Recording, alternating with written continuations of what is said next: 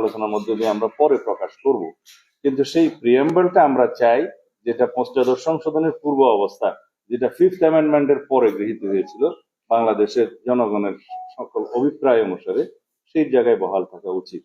তারপরে ওনারা শুরুই করলেন রিপাবলিক দিয়ে, রাষ্ট্র দিয়ে, রাষ্ট্রের নাম পরিবর্তন দিয়ে, যেটাকে প্রজাতন্ত্র না বলে জনগণতন্ত্র বা নাগরিকতন্ত্র বা পিপলস রিপাবলিক অফ বাংলাদেশের ক্ষেত্রে বাংলায় বলছেন যে জনগণতান্ত্রিক বাংলাদেশ। আর রিপাবলিক শব্দ ইংরেজিতে কি থাকবে, পিপলস রিপাবলিক অফ বাংলাদেশ ইংরেজিতে কি থাকবে, কিন্তু বাংলার মধ্যে ওনারা নাগরিকতন্ত্র এবং জনগণতান্ত্রিক বাংলাদেশ লিখতে চান। সেটার কোনো প্রয়োজন আছে বলে আমরা মনে করি না। দীর্ঘদিনের প্র্যাকটিসের মধ্য দিয়ে বাংলাদেশের মানুষ সেটা মেনে নিয়েছে রাষ্ট্রের নাম।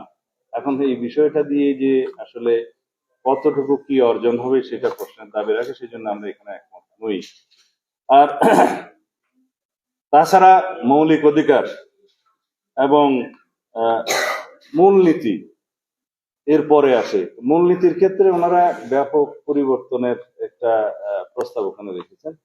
আমরা প্রস্তাব করেছি যে বর্তমানে সাংবিধানিক যে ধারাগুলো আছে, অনুচ্ছেদগুলো আছে, তার মধ্যে আলাপ আলোচনার বিভিন্ন স্টেকহোল্ডারদের প্রস্তাব অনুসারে এই মূলনীতির মধ্যে যে প্রস্তাবগুলো আছে সেগুলোর হয়তো সংশোধনে আনা যায়, বাট আমরা আমাদের দলের পক্ষ থেকে পূর্ব অবস্থা, কনস্টিটিউশন পূর্ব অবস্থা বহাল রাখার জন্য আমরা প্রস্তাব করেছি।